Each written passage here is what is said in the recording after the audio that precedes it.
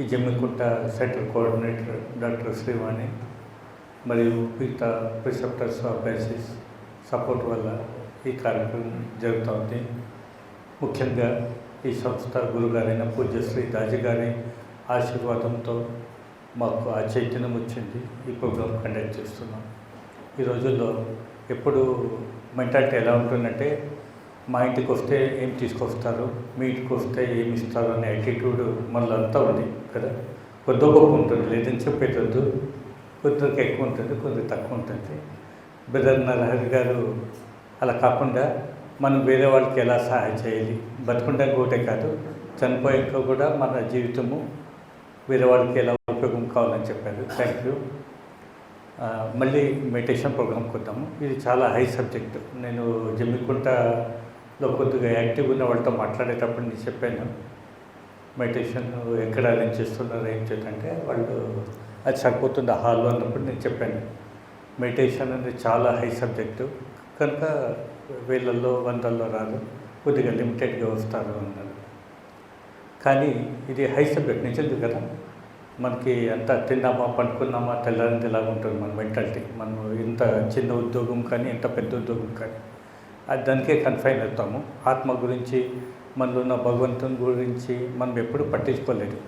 భగవంతుడు ఎక్కడ అంటే మన ఇంట్లో ఉన్న ఏమంటారు దేవుని రూమ్కి తీసుకెళ్తాము, లేదా మన ఇంట్లో అంత పెద్ద ఇల్లు లేదనుకోండి, ఏదో టెంపుల్కి వెళ్ళి చూపిస్తాము. శ్రీ రామచంద్ర మిషన్ వాళ్ళు ఏం చెప్పారంటే, శ్రీకృష్ణుడు వాళ్ళు చెప్పిండేది ఈశ్వర సర్వభూతానాం హృదయ తిష్టటే అని చెప్పారు కదా. అది గుర్తు చేశారు. భగవద్గీత శ్లోకాలన్నీ వింటుంటాము, ఉపన్యాసాలు వింటుంటాము, ఆచరించట్లేదు మనం. మనకి ఎలాంటి గురుగారు దొరికారంటే, ఆ భగవద్గీతలు చెప్పిన శ్లోకాలని మనం ఆచరించేలాగా, అనుభవించలేగా, అనుభూతి పొందేలాగా చేసే కెపాసిటీ ఉన్న గురుగారు దొరికారు. నేను చిన్నప్పటి నుంచి మా నాన్న గారి ఏమనొచ్చు, ఆయన సపోర్టు గైడెన్సు నుంచి ఈ ఆధ్యాత్మిక సంస్థల కంటే వెళ్ళేవాడిని ఆయనతో పాటు. ఎక్కడ మెడిటేషన్ గురించి ఎవరు మాట్లాడిండేది వెళ్ళలేదు. నేను అన్ని ధర్మాలు, మతాలు, కులాలు, వాళ్ళ గురువులు చెప్పే ఉపన్యాసాల దగ్గర వెళ్ళేవాడిని. జస్ట్ ఉపన్యాసం అంతే, ఏమంటారు కథా కాలక్షేపంలాగా ఉండేది. జస్ట్ కాసేపు వినేసి వెళ్తాం, మళ్ళీ తర్వాత మామూలుగా మనం ఎలా ఉంటాం అలాగే ఉంటాం. ఇలా ఉంటే ఏం లాభము అని నాకు ఒక చిన్న ఆలోచన ఉండేది. ఆ ఆలోచన బహుశా భగవంతునికి చేరిందేమో. మా నాన్నగారికి శ్రీరామచంద్ర మిషన్ గురించి థియోసఫికల్ సొసైటీ ఫాలోవర్ చెప్పారు. అప్పట్లో అంటే 1970s ఈ శ్రీరామచంద్ర మిషన్ సెంటర్స్ అన్ని ఊర్లో లేదు, చాలా లిమిటెడ్. నార్త్ ఇండియాలో ఉండేది షాజాన్పూర్లో, తర్వాత సౌత్ ఇండియా అంటే తిరుపతి, రాయచూరు, మైసూరు, హైదరాబాదు, విజయవాడ ఇలాంటి ప్లేసెస్లో ఉండేది. ఆ థియోసఫికల్ సొసైటీ ఫాలోవర్ మా గురుగారు ఇచ్చిన ఒక ఉపన్యాసం, వాళ్ళ సెంటర్కి మా రెండో గురుగారు శ్రీరామచంద్రజీ అని ఉన్నారు, ఆయన బాబూజీ అని పిలుస్తాము.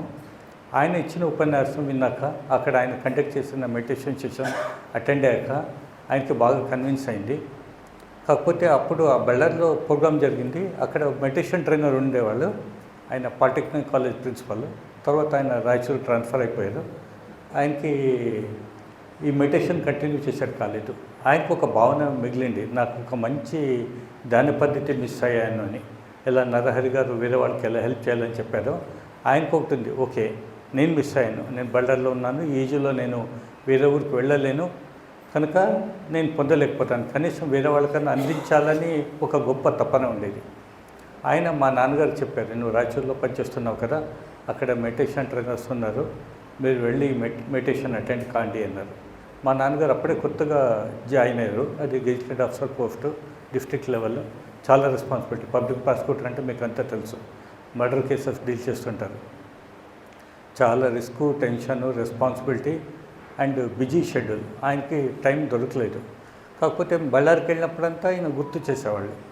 మా నాన్నగారికి అది మనసుకి టచ్ అయిందంటే, మామూలుగా ఏ సంస్థ వాళ్ళు ఆ సంస్థ గొప్ప విషయాల గురించి చెప్తారు, కానీ నా థియోసఫికల్ సొసైటీ ఫాలోవర్ అయ్యి శ్రీరామచంద్ర మిషన్ మెడిటేషన్ ఫాలో అని చెప్తున్నారు అంటే ఎంత గొప్ప ఉండాలి, వేరే సంస్థని ఈ సంస్థతో పొగుడుతున్నారంటే ఎంత గొప్ప ఉండాలని ఆయన టైం స్పేర్ చేసుకొని ఈ మెడిటేషన్ సెషన్స్ అటెండ్ అయ్యారు.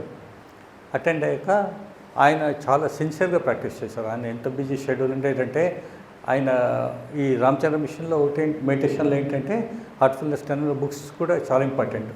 ఆయనకి మండే టు సాటర్డే బుక్స్ చదివే టైం దొరికేది కాదు, సండే మాత్రం టైం దొరికేది, అప్పుడు చదువుతుండేవాళ్ళు. ఆయన కృప వల్ల ఆయన కష్టపడిన దానికి మాకు ఈ మెడిటేషన్ అందుబాటులో వచ్చింది. మా ఫ్యామిలీ మెంబర్స్ అంతా ఫాలో అవుతున్నాము. నాకు అనిపించింది ఆయన థియోసాఫికల్ సొసైటీ ఫాలోవరు ఈ హార్ట్ఫుల్నెస్ మెడిటేషన్ గురించి రికమెండ్ చేస్తున్నప్పుడు మనము ఆ బెనిఫిట్ పొందిన వాళ్ళు ఎందుకు మనము స్ప్రెడ్ చేయకూడదు అని ఆ ఆలోచనతో నేను 23 ఇయర్స్ నుంచి ఈ మెడిటేషన్ ప్రోగ్రామ్స్ కండక్ట్ చేస్తున్నాను. ఓకే, మళ్ళీ మనము first satsang meditation sessions attend అయ్యారు కదా, అక్కడికి వద్దాము. మీ అందరికి ఎలా అనిపించింది అన్నప్పుడు ప్రశాంతంగా అనిపించింది అని చెప్పారు. అది కాక ఇంకేమైనా అనుభూతులు కలిగేవా? ఈ మెడిటేషన్ స్పెషాలిటీ ఏంటంటే మన మెడిటేషన్ జరిగే ముందు మన మనసు ఎలా ఉందో ఒకటి అబ్జర్వ్ చేసుకోవాలి. మెడిటేషన్ అయినాక మళ్ళీ మనల్ని మనం అబ్జర్వ్ చేసుకోవాలి.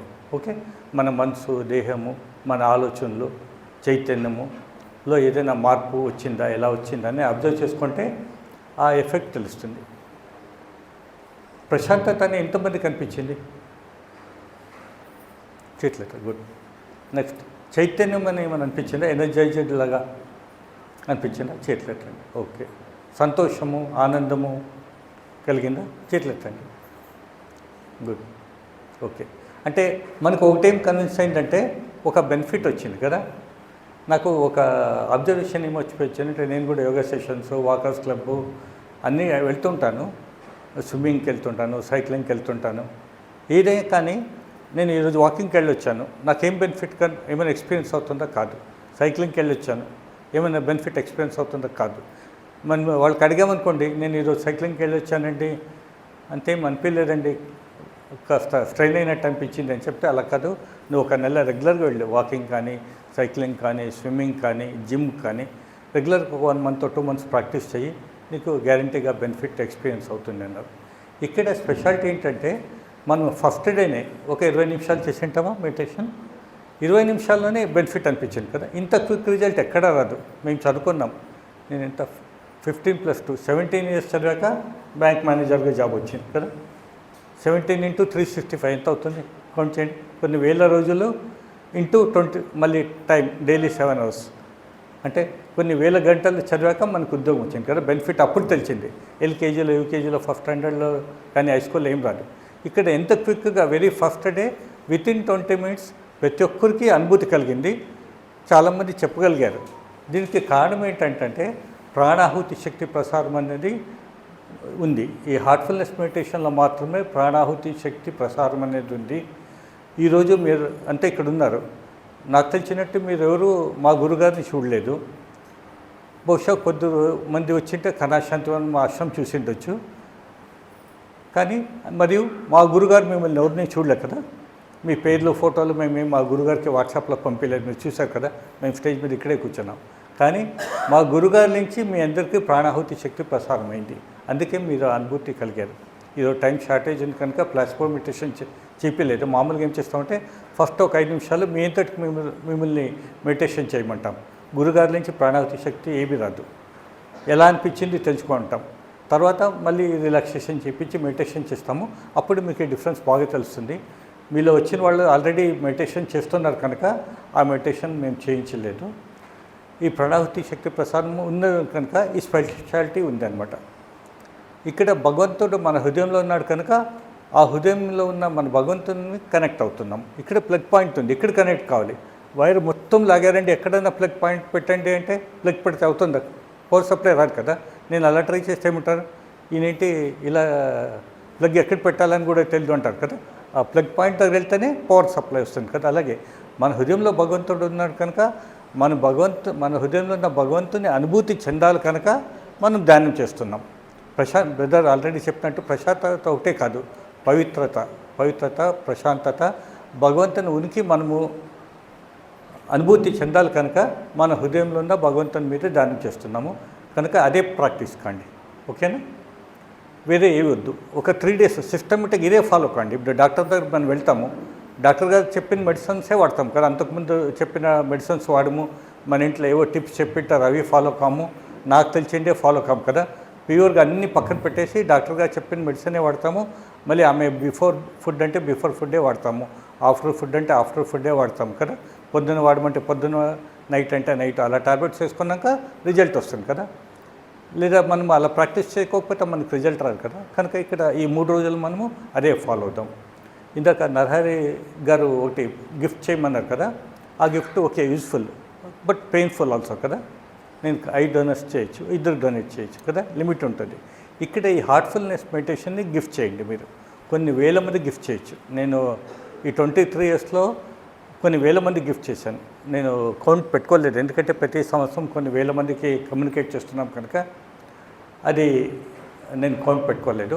మీరందరూ ఈరోజు మీకు ఎలా అనిపించిందో మీకు లిస్ట్ ప్రియమైన వాళ్ళు, మీ ఫ్యామిలీ మెంబర్స్, రిలేటివ్స్, ఫ్రెండ్స్, నైబర్స్కి అందరికీ ఫోన్ చేసి చెప్పండి, నేను ఈరోజు మయూరి ఫంక్షన్ హాల్లో శ్రీ రామచంద్ర మిషన్ వాళ్ళ హార్ట్ఫుల్నెస్ మెడిటేషన్ సెషన్స్ అటెండ్ అయ్యాను. వెరీ ఫస్ట్ సెషన్లోనే ఆ 20 నిమిషాల్లో నాకు ప్రశాంతత అనిపించింది. చాలా ఎఫెక్టివ్ మెథడ్ ఆఫ్ మెడిటేషన్ ఉన్నట్టుంది. కనుక మీరు కూడా జాయిన్ కాండి. రోజు సాయంత్రం 6 o'clock, మార్నింగ్ 6 o'clock ఫ్రీగా నేర్పిస్తున్నారు. ఎందుకంటే ఈ సంస్థాపకులైన ఆయన ఫస్ట్ గురుగారి పేరు రామచంద్రజీని, ఆయన ఫతేగర్లో ఉండేవాళ్ళు. ఆయన చెప్పారు, భగవంతుడు నాకు ఫ్రీగా ఇచ్చాడు, నేను ఫ్రీగా అందించాలని చెప్తున్నారు. కనుక ఈ మోర్ దెన్ 100 years నుంచి ఈ సంస్థ ఈ సేవ చేస్తూ ఉంది. 170 దేశాల్లో అన్ని చోట ఫ్రీగా కండక్ట్ చేస్తున్నాం. మా దగ్గరంతా వాలంటీర్స్, ప్రిసెప్టర్స్, కోఆర్డినేటర్స్ అంతా వాళ్ళే డబ్బు ఖర్చు పెట్టి టైం స్పెండ్ చేసి ట్రావెల్ చేసి ఫ్రీగా నేర్పిస్తున్నారు. అంత కష్టపడే పర్లేదు. మీరు వచ్చిన వాళ్ళు జస్ట్ ఫోన్ చేసి చెప్పండి అందరికీ, మీ బంధువులు, ఫ్రెండ్స్, రిలేటివ్స్ చెప్పి ఈవినింగ్ సెషన్ రేపు మార్నింగ్కి ఏ టైం కన్వీనియంటో ఆ టైంకి అటెండ్ కామని చెప్పండి.